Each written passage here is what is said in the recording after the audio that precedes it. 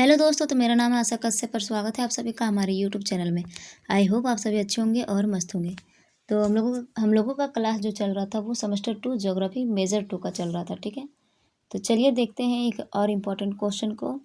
तो भारत में जनसंख्या वितरण के प्रारूप का वर्णन करें। तो ये भी जो है वो विद्या गैस का क्वेश्चन और बहुत ज़्यादा इंपॉर्टेंट है। तो विद्या गैस का क्वेश्चन जो जितना रहता है वो सारा इंपॉर्टेंट रहता है, पर उसका जो आंसर है वो कुछ समझ में नहीं आता है, ठीक है। तो आप लोग वीडियो को एक बार ज़रूर देखिएगा और अगर अच्छा लगे तो प्लीज़ लाइक कर दीजिएगा और चैनल को सब्सक्राइब ज़रूर कर लीजिएगा।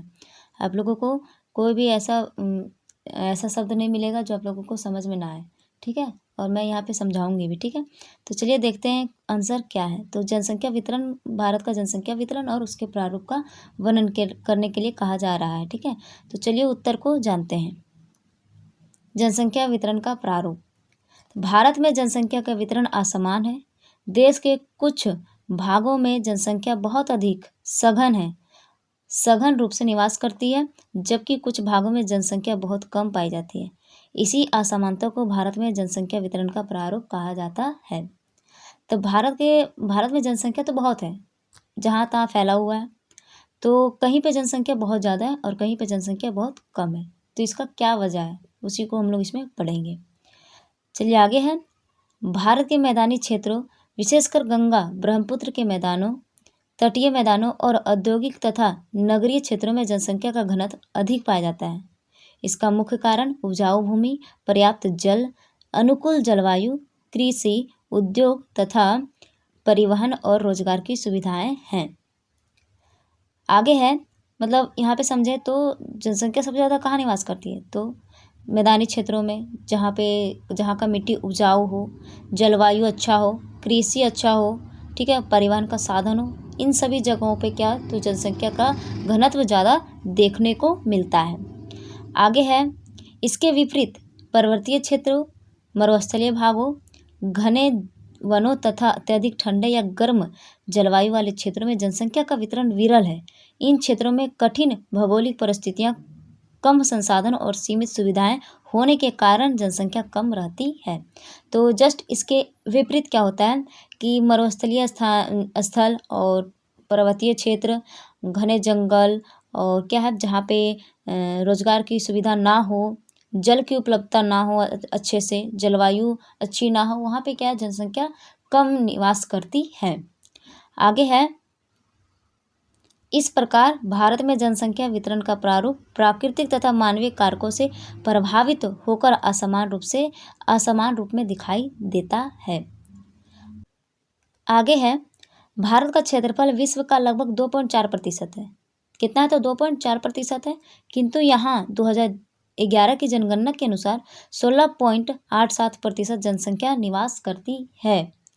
परंतु 2022-23 के अनुसार भारत में विश्व की कुल 17.7% जनसंख्या निवास करती है।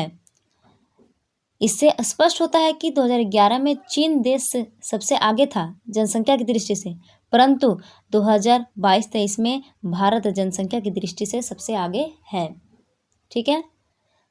आगे है, जनसंख्या घनत्व तथा वितरण को प्रभावित करने वाले कारकों का वर्णन हम निम्नलिखित रूपों में कर सकते हैं। तो कौन कौन से कारक हैं जो जनसंख्या के घनत्व को क्या करता है, तो प्रभावित करता है। तो एक एक करके हम लोग सभी कारकों को जानेंगे। पहला है भौगोलिक कारक, दूसरा है आर्थिक कारक और तीसरा है सामाजिक कारक। तो सभी के बारे में हम लोग एक एक करके जानेंगे। पहला है भौगोलिक कारक। तो भौगोलिक कारक के अंतर्गत क्या क्या आ सकता है, तो पहला इसी के अंतर्गत पहला पॉइंट है जल की उपलब्धता। तो क्या है इसमें, मनुष्य की प्राथमिक आवश्यकताओं में जल का स्थान भोजन से पहले होता है। तो मनुष्य की जो प्राथमिक आवश्यकता है उसमें सबसे पहले क्या, तो जल और भोजन आता है, ठीक है। जल का स्थान भोजन से पहले है। जल का स्थान जो है वो भोजन से पहले। लोग ऐसे स्थान पर बसना पसंद करते हैं जहाँ जल आसानी से उपलब्ध हो। जल का उपयोग पीने, नहाने और भोजन बनाने के साथ साथ पशुओं, फसलों, उद्योग तथा नौ संचालन में किया जाता है। यह कारण है कि नदी घाटियाँ विश्व के सबसे सघन जनसंख्या घनत्व वाले क्षेत्र हैं। तो क्या है कि जल जो है वो मनुष्य की प्राथमिक आवश्यकता है, ठीक है, भोजन से भी पहले। तो जल से बहुत सारे कार्य को किए जाते हैं, जैसे नहाना धोना हो गया, कपड़ा साफ करना हो गया, पशुओं को पिलाना, फसलें, उद्योग, ये सारा काम जो होता है वो पानी से ही होता है, यानी कि जल से ही होता है। तो इसी कारण क्या है कि नदी घाटी वाले जो क्षेत्र हैं वहाँ पे जनसंख्या का घनत्व सबसे अधिक पाया जाता है। दूसरा पॉइंट है इसका भू आकृति। भू आकृति यानी कि भूमि का आकार कैसा है, समतल है या किस प्रकार से वो। तो विश्व के समतल मैदानी भाग सघन जनसंख्या वाले क्षेत्र होते हैं, क्योंकि ऐसे क्षेत्र में फसलों का उत्पादन, सड़क निर्माण तथा उद्योग स्थापित करने के लिए अनुकूल परिस्थितियां होती है। विश्व में गंगा मैदान सघन जनसंख्या वाला क्षेत्र है।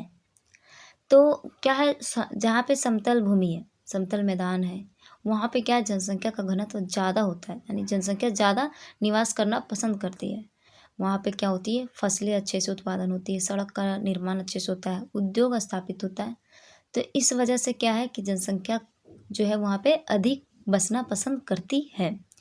तीसरा है, तो ये भी क्या करता है, जनसंख्या घनत्व को प्रभावित करता है। तीसरा है जलवायु। जलवायु जनसंख्या के घनत्व तथा वितरण का एक महत्वपूर्ण कारक है। समशीतोष्ण यानी कि मानसूनी जलवायु में लोग रहना पसंद करते हैं, लेकिन अति उष्ण तथा ठंडी जलवायु में लोग बसना पसंद नहीं करते। तो क्या है कि जहाँ पे ज़्यादा गर्मी हो, जहाँ पे ज़्यादा ठंड हो, वहाँ पे लोग बसना पसंद नहीं करते। लेकिन वहीं क्या है, समशीतोष्ण जलवायु जहाँ पे पाया जाता है वहाँ पे लोग बसना ज़्यादा पसंद करते हैं। आगे है चौथा मृदा। मृदा कृषि तथा उससे संबंधित क्रियाकलापों के लिए एक महत्वपूर्ण कारक है। उपजाऊ दोमट मृदा वाले क्षेत्र सघन जनसंख्या वाले क्षेत्र होते हैं। उपजाऊ दोमट मृदा जिसमें बहुत सारे फसल उगाए जाते हैं। तो ये भी क्या है, जनसंख्या के घनत्व को क्या करता है, तो प्रभावित करता है। आगे है दूसरा, ये तो हमारा हो गया भौगोलिक कारक, ठीक है। अब इसमें दूसरा क्या, आर्थिक कारक। तो आर्थिक कारक के अंतर्गत क्या क्या है, पहला खनिज। जिन क्षेत्रों में खनिज संसाधन प्रचुर मात्रा में पाए जाते हैं वहाँ सघन जनसंख्या होती है, क्योंकि लोग वहाँ रोजगार की तलाश में जाते हैं। दूसरा है नगरीकरण। तो नगरीकरण के कारण अनेक सुविधाएं होती है जो लोगों को अपनी ओर आकर्षित करती है। तो नगर में बहुत सारे विकास होते हैं, बहुत सारे काम वगैरह भी होते हैं, तो लोगों के क्या करते हैं, अपनी ओर उसको आकर्षित करते हैं। तीसरा है औद्योगिकरण। तो उद्योगों के कारण लोग रोजगार के लिए शहरों की ओर पलायन करते हैं, जिससे शहरी क्षेत्रों में जनसंख्या सघन पाई जाती है। आगे है सामाजिक एवं सांस्कृतिक कारक। तो ये तीसरा है सामाजिक एवं सांस्कृतिक कारक, ठीक है।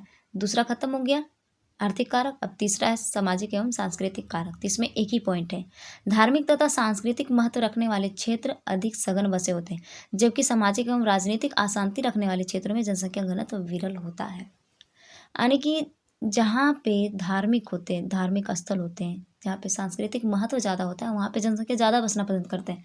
जैसे अगर हम बोलें तो उत्तर प्रदेश जो है वो भारत का सबसे अधिक जनसंख्या वाला राज्य है, ठीक है। तो वहाँ पे क्या है, बहुत सारे मंदिर है, अयोध्या भी वहीं है, काशी भी वहीं है, फिर मथुरा वृंदावन, ये सब जो जितने भी हैं मंदिर, वो अधिकतर मंदिर जो है वो उत्तर प्रदेश में ही है। तो वहाँ क्या धार्मिक स्थल भी है और सांस्कृतिक महत्व भी वहाँ पे बहुत ज़्यादा है, इसलिए वहाँ पे जनसंख्या बहुत ज़्यादा बसा हुआ है, ठीक है। और वहीं उसके उल्टा अगर जहाँ पे अशांति है, जहाँ पे सामाजिक राजनीतिक अशांति पाई जाती है, वहाँ पे जनसंख्या बसना पसंद नहीं करती है। सभी लोग अपने जीवन में शांति चाहते हैं, तो वहाँ पे वो बसना पसंद नहीं करते हैं। तो ये हमारा हो गया भारत में जनसंख्या घनत्व, भारत में जनसंख्या वितरण के प्रारूप का वर्णन, ठीक है। तो आई होप आप लोगों को वीडियो अच्छा लगा, और अगर वीडियो अच्छा लगा तो प्लीज़ वीडियो को लाइक कर दें, और चैनल पर नए हो तो प्लीज़ चैनल को सब्सक्राइब करके ही जाए, ठीक है। तो चलिए मिलते हैं नेक्स्ट वीडियो में, अभी के लिए धन्यवाद।